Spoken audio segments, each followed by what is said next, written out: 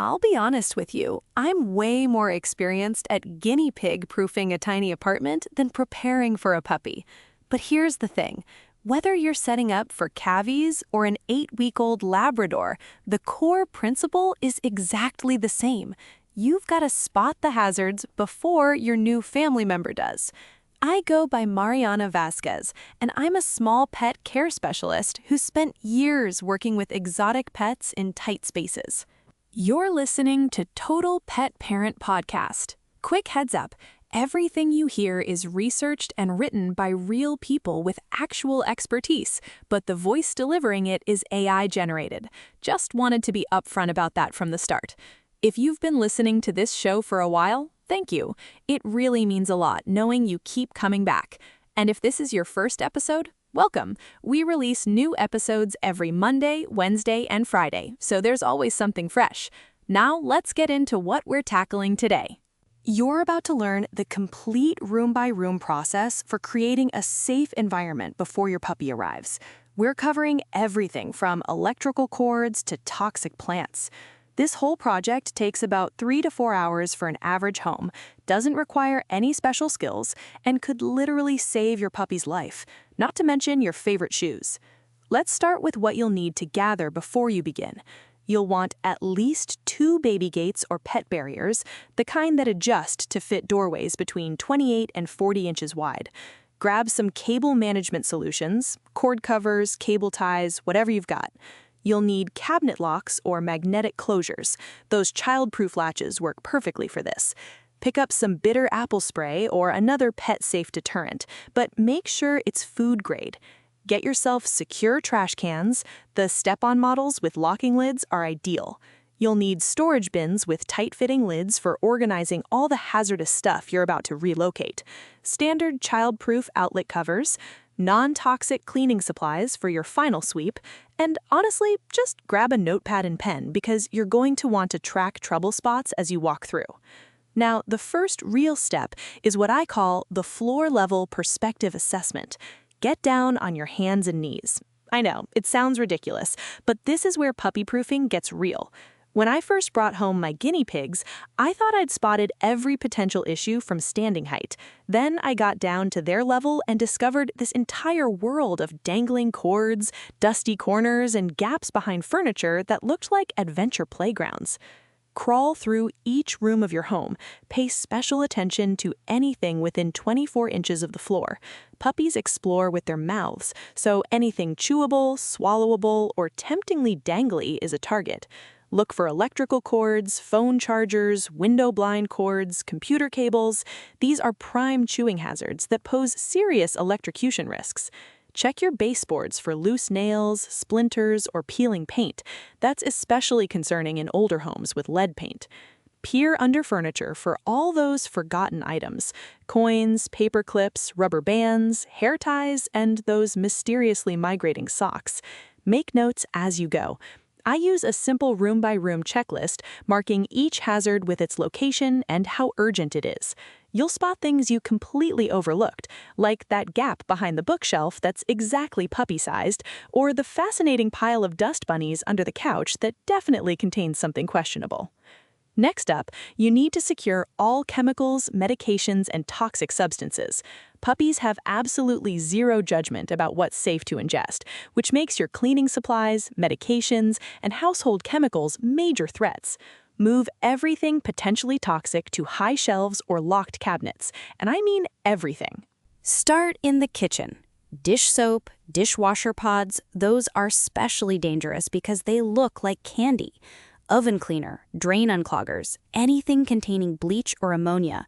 Even seemingly innocent items like baking chocolate, products containing xylitol, that's in gum, some peanut butter, some baked goods, grapes, raisins, onions, and garlic all need to go up high.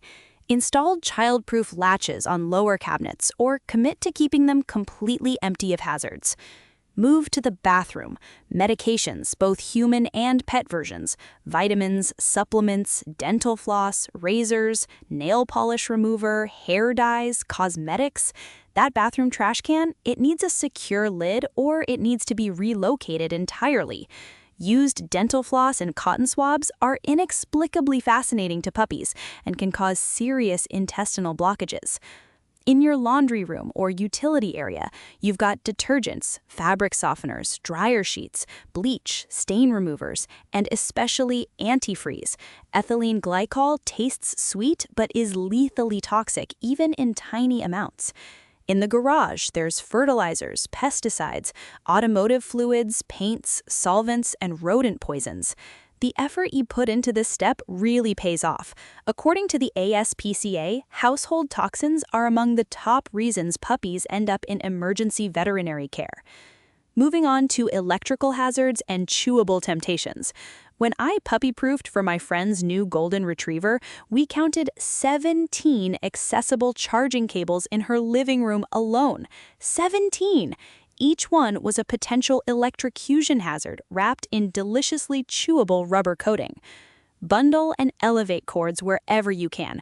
Run them behind furniture, tape them to baseboards with cord concealers, or use cable management sleeves, those split plastic tubes that zip around multiple cords.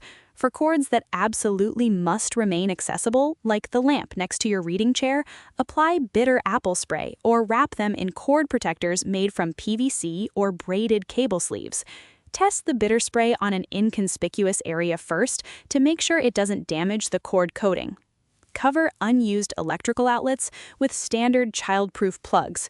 Puppies don't intentionally go after outlets the way they do cords, but an exploring nose or paw can make contact.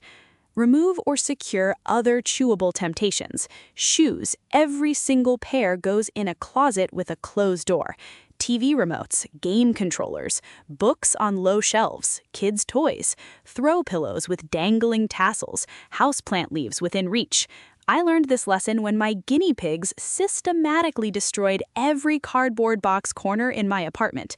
If it's accessible and has texture, it's getting sampled. Puppies are exactly the same, just with more jaw strength. Now let's talk about plants and creating safe zones. Here's where my plant-loving friends always push back. But my fiddly fig is my baby! I get it, truly. But many common houseplants are toxic to dogs, and puppies will absolutely sample that tempting greenery. Remove or relocate these common toxic plants. Lilies, extremely toxic. Sago palms, all parts are deadly. Azaleas, oleander, tulip bulbs, daffodils, chrysanthemums, English ivy, pothos, philodendrons, dieffenbachia, and aloe vera. Even mildly toxic plants can cause vomiting, diarrhea, drooling, and discomfort. Not worth the risk during those chaotic first months. Move them to rooms your puppy won't access, hang them well out of reach, or temporarily rehome them with friends. If you're attached to your greenery, create a puppy-safe plant collection instead. Spider plants, Boston ferns, bamboo palms, prayer plants, and most succulents, except aloe, are non-toxic to dogs. Position them on high shelves or hanging planters. Even safe plants can cause digestive upset if your puppy devours half the pot, and you don't want disturbed soil all over your carpet. While you're thinking spatially, establish puppy-free zones using baby gates. Block off rooms with particular hazards, home offices full of cables, craft rooms with small supplies, or any space with expensive or irreplaceable items. Let's address trash, food storage, and laundry areas. Trash cans are like treasure chests to puppies. Fascinating smells, interesting textures, and occasionally what they think is food. Spoiler, chicken bones and moldy leftovers are not food, but try telling that to a beagle puppy. Every single trash can in your home needs to be puppy-proofed or relocated. Invest in step-on trash cans with locking lids for the kitchen and bathroom. These require human coordination that puppies lack. Or move trash cans inside cabinets with secure latches or behind closed doors. Yes, this is less convenient for you. Welcome to pet parenthood. That bathroom trash I mentioned earlier is a particular concern because of dental floss, which can cause life-threatening linear foreign body obstructions if swallowed. Secure your food storage. Move dog food bags, and cat food if you have felines, into sealed containers. Many puppies will chew through paper or plastic bags, gorge themselves, and end up with bloat or food poisoning. Store human food in upper cabinets or the refrigerator. Push chairs away from counters so they can't be used as launching pads. You'd be amazed how creative a motivated puppy gets. In the laundry room, keep dirty laundry in closed hampers. Socks and underwear are inexplicably irresistible to puppies and are among the most common causes of intestinal blockages requiring surgery. Same goes for used dryer sheets. Those things smell amazing to dogs and can cause chemical burns or blockages. Next, you need to secure furniture, block small spaces, and create physical barriers. Puppies squeeze into spaces you wouldn't think possible. It's like they're part liquid. I once watched a friend's corgi puppy wedge himself behind a radiator and then panic because he couldn't back out. That's the kind of scenario we're preventing. Block access to tight spaces, behind and under appliances, refrigerator, stove, washer, dryer, behind entertainment centers, under beds with low clearances, in the gaps between furniture and walls. Use furniture itself, cardboard barriers, or foam pipe insulation cut to size and wedged into gaps. Stabilize tippy furniture. Bookcases, TV stands, floor lamps can topple if a rambunctious puppy jumps against them or pulls on dangling cords. Secure tall furniture to walls using furniture anchors or L-brackets.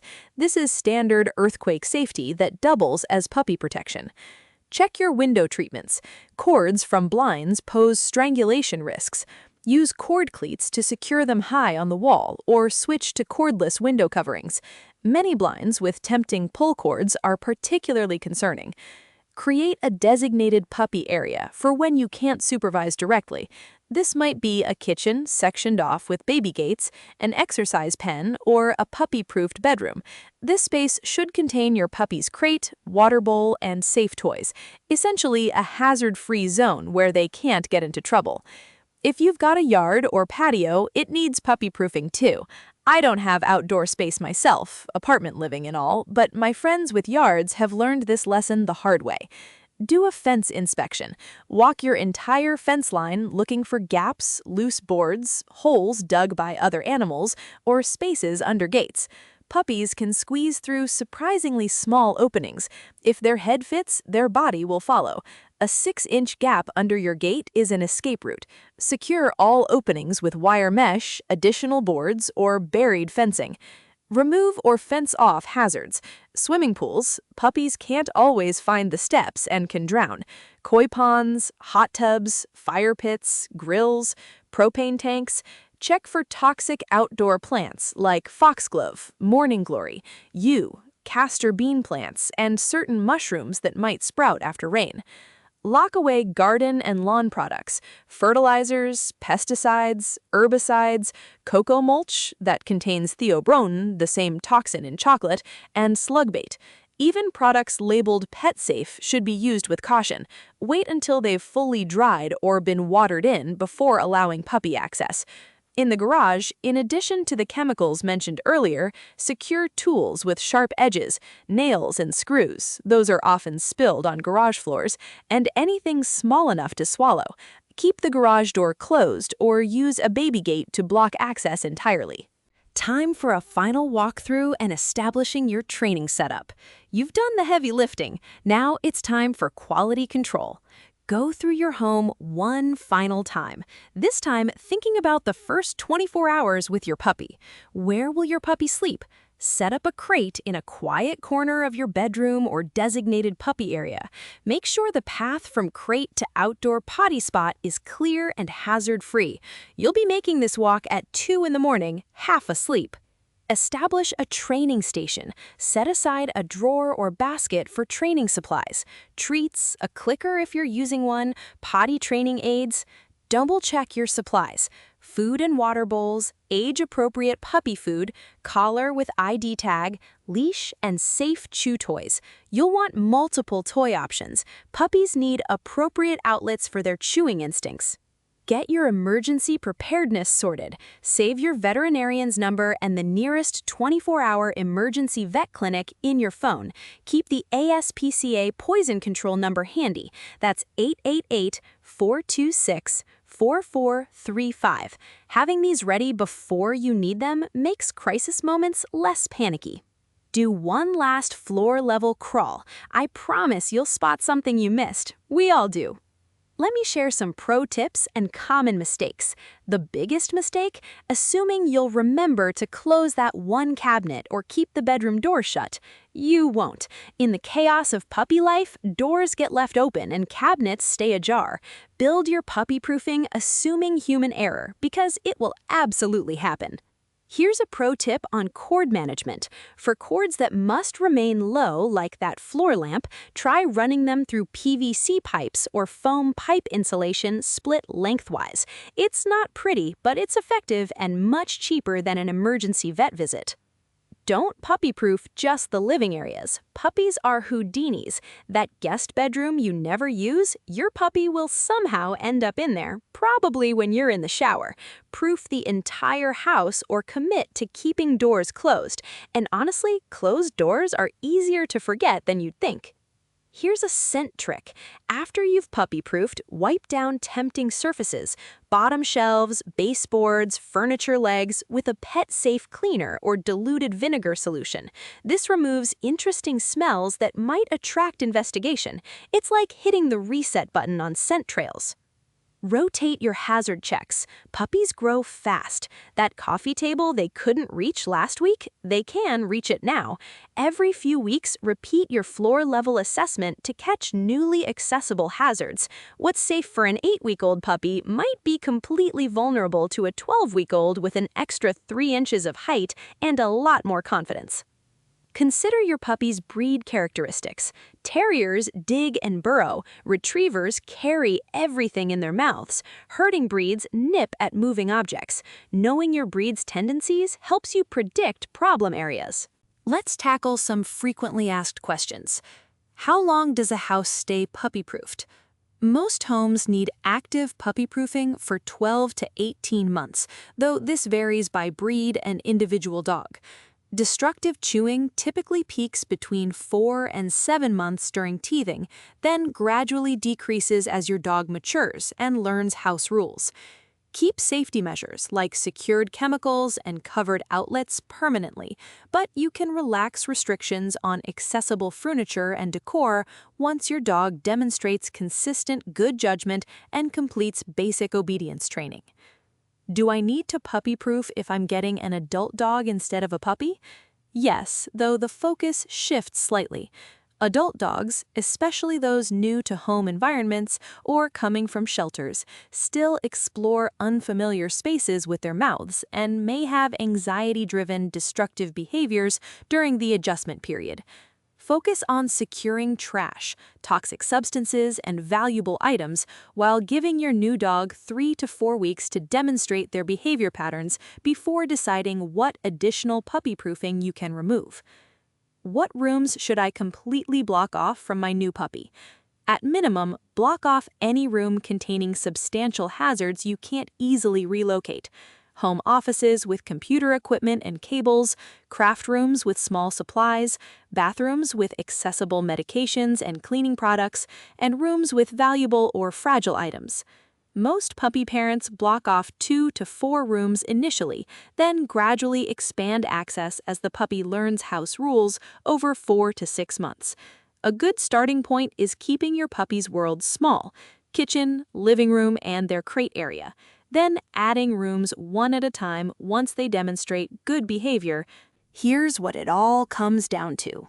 Learning how to puppy-proof your home is fundamentally about seeing your space through your puppy's curious, mouthy, boundary-testing perspective.